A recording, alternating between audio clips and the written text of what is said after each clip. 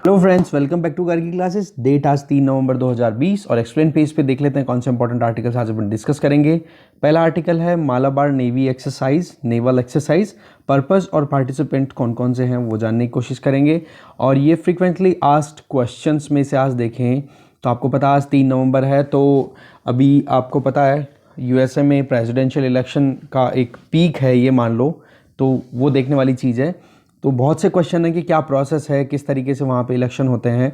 तो इसमें तो इतना ज़्यादा डिटेल बताई नहीं हुई है, बट मैं आपको यहीं पे बता देता हूँ कि किस तरीके से यूएसए में इलेक्शन होते हैं प्रेसिडेंट के।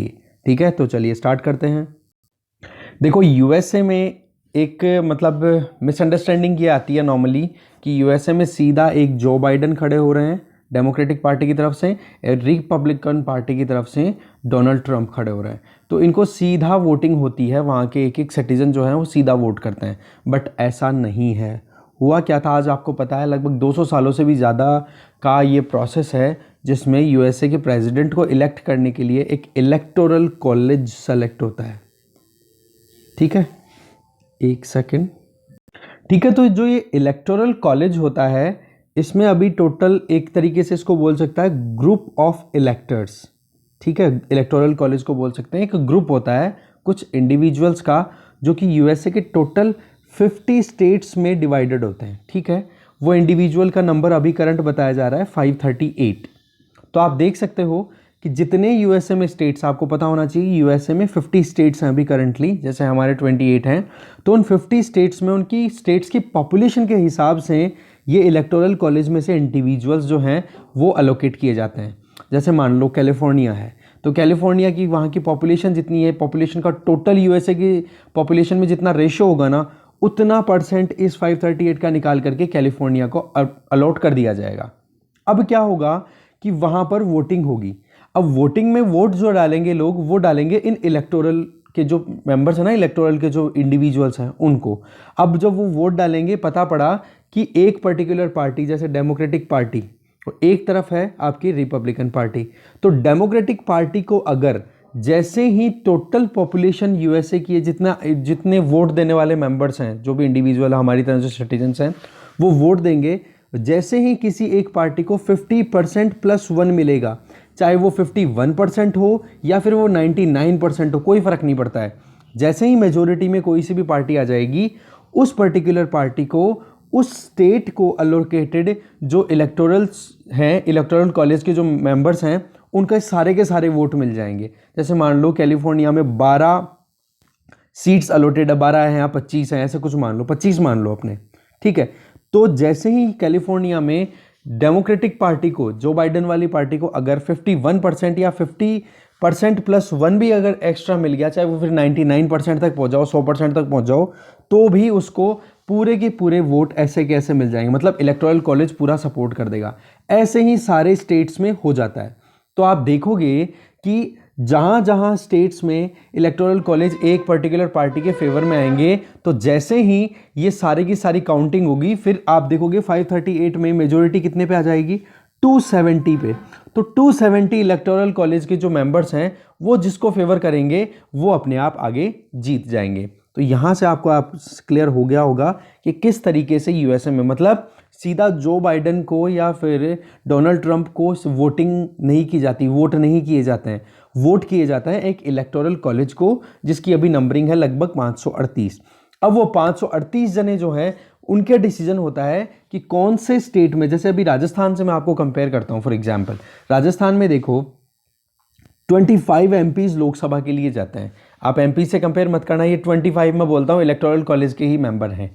तो राजस्थान में जितनी पॉपुलेशन है, जितने वोटर हैं, ठीक है, उन वोटर्स का जैसे ही पता पड़ा कि यहाँ पर डोनाल्ड ट्रंप को 50% से ज़्यादा वोट मिल गए, तो ये जो 25 के 25 वोट है ना, सारे के सारे 25 की 25 जो इलेक्टोरल कॉलेज के मेंबर हैं, वो सारे के सारे डोनाल्ड ट्रंप को सपोर्ट कर देंगे।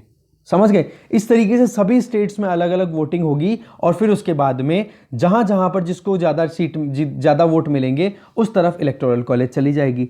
फिर जब ऐड ऑन किया जाएगा, तो जिसके पास में भी, जिस पर्टिकुलर पार्टी के पास में भी 270 से ज़्यादा सीटें होंगी यूएसए में, वो बंदा प्रेसिडेंट बन जाएगा। तो इस केस में आप देख सकते हो सिक्किम, एक छोटा सा एग्जांपल दे रहा हूँ, सिक्किम की पॉपुलेशन कितनी कम है और यूपी की पॉपुलेशन कितनी ज़्यादा है इंडिया में। तो इसी तरीके से देख सकते हो कि सीटें किस तरीके से वहाँ पे वो अलॉट करवा सकते हैं। तो कहने का मतलब डोनाल्ड ट्रंप को इस पूरे सिनेरियो की वजह से पिछले इलेक्शन में 30 लाख कम वोट मिले थे हिलरी क्लिंटन के कंपैरिजन में। बट वही बात, क्योंकि इलेक्टोरल कॉलेज जो था वो किसके फेवर में चला गया, यूएसए के अभी करंट प्रेसिडेंट डोनाल्ड ट्रंप के फेवर में। तो इस तरीके से डायरेक्ट वोटिंग ना हो करके वहाँ पे वोटिंग होती है इलेक्टोरल कॉलेज की, और वो इलेक्टोरल कॉलेज फिर उसके बाद में अपने हिसाब से चूज करता है। खुद के पास में ऑटोनॉमी नहीं है, वो ये देखते हैं कि जिस स्टेट से वो अपना रिलेशन रखते हैं उस स्टेट में किसको मेजोरिटी मिली है। क्लियर है ये चीज़। दूसरी चीज़ आप देख सकते हो इस तरीके से यहाँ पे यूएसए में हमारे इलेक्शन कमीशन ऑफ इंडिया की तरह कोई एक सेंट्रल बॉडी नहीं है। वहाँ पे स्टेट लेवल पे अलग अलग इलेक्शन होते हैं, अलग अलग इलेक्टोरल कॉलेज सेलेक्ट होता है, इलेक्ट होते हैं, फिर उसके बाद में आगे प्रोसेस होता है। मतलब वहाँ पर स्टेट की इलेक्शन मशीनरी काम करती है। तो कहने का मतलब ये हो गया कि यूएसए में 50 अगर स्टेट्स हैं तो वहाँ पर अलग अलग टाइम पे इलेक्शन बताया जा रहा है इस आर्टिकल में कि लगभग स्टार्टिंग अक्टूबर से ही वहाँ पे इलेक्शंस होने शुरू भी हो गए हैं। ठीक है, तो आप देख सकते हो कि कितना मतलब पहले से शुरू हो गया, बस फाइनलाइजेशन अब होगा। अब फाइनल होते होते भी लगभग दिसंबर लग जाता है कि कहाँ पर किसको आ रहा है। बट टारगेट क्या रहता है कि भाई 270 इलेक्टोरल जो कॉलेज है 270 वोट किसके फेवर में जा रहे हैं, जिसके फेवर में चले जाएंगे वो फिर वहाँ पे प्रेसिडेंट बन जाएगा, और फिर बाद में बची हुई जितने भी सीटें हैं उन पे काउंटिंग होती रहती है, कोई प्रॉब्लम नहीं है। तो कहने का मतलब हमारे जिस तरीके से एक दिन में पूरा डिसीजन निकलता है ना, जिसमें हम टीवी पे एग्जिट ये पोल्स देखते हैं, इनके बेसिस पे चलता रहता है, कंटिन्यू देखते हैं 12 घंटे तक कि हाँ भाई कौन जीत रहा है, कौन सी पार्टी आगे गई, कौन सी पार्टी पीछे गई, वो नहीं है वहाँ पे है अलग अलग जगहों पे स्टेट अपने अपने लेवल, जैसे राजस्थान अपना काउंटिंग करे, हरियाणा अपनी काउंटिंग करे, ये महाराष्ट्र अपनी काउंटिंग करे, ऐसा वहाँ पे अलग अलग काउंटिंग होती है। फिर उसके बाद में कंक्लूजन होता है, और जैसे ही 270 सीटें मिल जाती हैं, 270 इलेक्टोरल कॉलेज के जो मेंबर्स हैं फेवर में आ जाते हैं, उसी टाइम पे वो बंदा प्रेसिडेंट इलेक्ट हो जाता है। क्लियर है ये चीज़। अब देखते हैं मालाबार एक्सरसाइज के बारे में। मालाबार एक्सरसाइज का फेज 1 अभी किक ऑफ हुआ है ट्यूसडे को, जहां पर ऑस्ट्रेलियन नेवी भी पार्टिसिपेट करेगी 2007 के बाद में पहली बार। तो हम देख लेते हैं कि मालाबार एक्सरसाइज है क्या। देखो ये एक मल्टीलेटरल नेवल एक्सरसाइज है जिसमें वॉर गेम से रिलेटेड एक्सरसाइजेज की जाती है और साथ में कम्बैट करने की भी प्रैक्टिस की जाती है कि किस तरीके से हम अपने आप को प्रोटेक्ट कर सकते हैं और जो दुश्मन है उसको रोक सकते हैं। ये एक्सरसाइज 1992 में स्टार्ट हुई थी, जो कि बायलैटरल एक्सरसाइज थी इंडियन और यूएस नेवीज़ के बीच में। फिर जापान ने इसको परमानेंटली ज्वाइन किया 2015 में, और अभी आप देख सकते हो कि अभी ये एक्सरसाइज 2 फेजेस में कंडक्ट होगी। जो करंट फेज़ है, करंट फेज़ आपका चल रहा है विशाखापट्टनम की कोस्ट पे, तो दूसरा अरेबियन सी में होगा। तो आप देख सकते हो एक तो इधर हो गई एक्सरसाइज, दूसरी इधर हो गई। इसके अलावा आप देखोगे तो ऑस्ट्रेलिया को भी अब की बार इन्वाइट किया गया है। तो अब की बार जो दूसरी एक्सरसाइज, अब की बार ये जो एक्सरसाइज है ना मालाबार एक्सरसाइज, ये अपने आप में एक अलग ही थीम पे चलेगी, that is non contact at sea, क्योंकि कोविड-19 के हिसाब से प्रोटोकॉल्स को फॉलो किया जाएगा जिससे कि सोशल डिस्टेंसिंग प्रॉपर मेंटेन की जा सके। अब बात की जाएगी कि अब की बार डिफरेंस क्या है। देखो क्वेड कंट्रीज़ जो हैं वो अपने आप में बहुत इंपॉर्टेंटली हाईलाइट हो चुके हैं, तो चारों कंट्रीज इसमें पार्टिसिपेट करेंगे।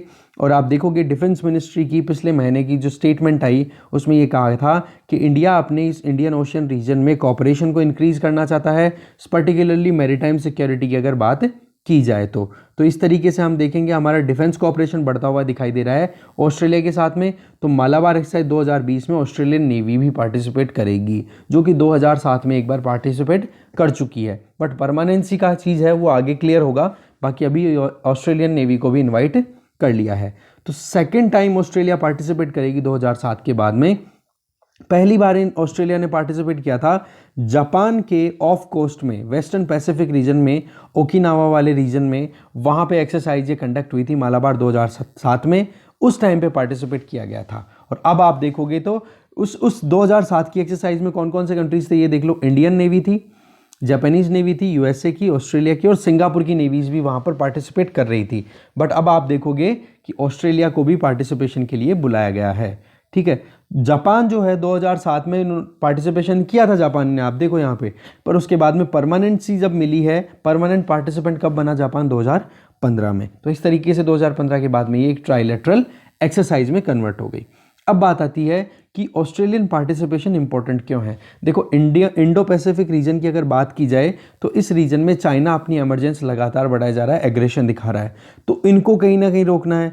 दूसरी चीज़ आप देखोगे कि इंडो पैसिफिक रीजन में ऑस्ट्रेलिया बहुत इंपॉर्टेंट रोल प्ले करने वाली एक डेमोक्रेसी है, बड़ी डेमोक्रेसी है, तो इस वजह से कहीं ना कहीं ऑस्ट्रेलिया अपने आप में बहुत इंपॉर्टेंट हो जाता है। और हमारे जो डिफेंस मिनिस्टर हैं राजनाथ सिंह जी, उन्होंने अभी रिसेंटली 2+2 डायलॉग जो हुआ है यूएसए और इंडिया के बीच में, उसमें ये कहा था कि हम एक रूल बेस्ड इंटरनेशनल ऑर्डर बनाना चाहते हैं जिसमें कि रूल ऑफ लॉ को रिस्पेक्ट किया जाए, फ्रीडम ऑफ नेविगेशन को अपहेल्ड किया जाए, इंटरनेशनल सीज को ओपन रखा जाए और टेरिटोरियल इंटेग्रिटी और सॉवरेनिटी कहीं पर भी किसी भी कंट्री की हार्म नहीं होनी चाहिए। That means these all are essential elements of this exercise. तो ऑस्ट्रेलिया का इस एक्सरसाइज में ज्वाइन करना अपने आप में बहुत ही सिग्निफिकेंस रखता है।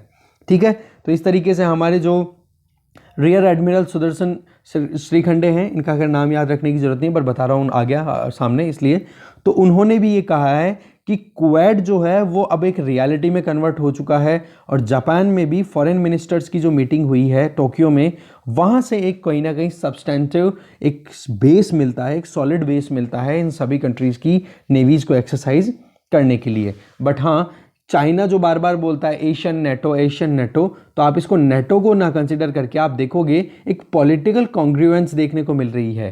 कहने का मतलब लाइक माइंडेडनेस वहाँ पे आपको दिखाई दे रही है, ठीक है, जिसमें कैसे भी करके पोस्ट वॉर रिस्पॉन्स के लिए भी रेडी हो, तो एक तरीके से डेटरेंस भी क्रिएट करना कि कोई दूसरा कंट्री लाइक चाइना अपनी एग्रेशन ज़्यादा ना दिखाएं। इसी तरीके से हमारे chief of defence staff general Vipin Rawat हैं, उन्होंने भी ये कहा कि क्वेड जो है एक गुड अरेंजमेंट है। अब सवाल ये आ जाता है कि इंडिया इन सभी कंट्रीज़ के साथ में मालाबार के अलावा किसी और एक्सरसाइज में भी पार्टिसिपेट करता है? जी बिल्कुल, जापान के साथ में पैसेक्स करके एक एक्सरसाइज, पासिस एक्सरसाइजेज में पार्टिसिपेट करता है, ऑस्ट्रेलिया के साथ भी करता है और यूएसए के साथ भी करता है। तो आप देखोगे अलग अलग रीजन में अलग अलग एक्सरसाइजेज होती रहती हैं और पैसेक्स की आपको अलग अलग फॉर्मेट दिखाई देंगे। तो कई बार पूछ लेना पैसेक्स, तो पैसेक्स किसके साथ होती है? जापान के साथ में होती है, ऑस्ट्रेलिया और यूएस के साथ में हम पार्टिसिपेट करते हैं। ठीक है, तो ये मोटी मोटी हमने जानकारी पूरी ले ली है इस आर्टिकल में जो कुछ भी था, और बाकी एक बार रीडिंग आप ज़रूर मार देना जिससे कि आपकी कॉम्प्रिहेंशन स्किल्स अच्छी बनती रहें। चलिए ठीक है, थैंक यू।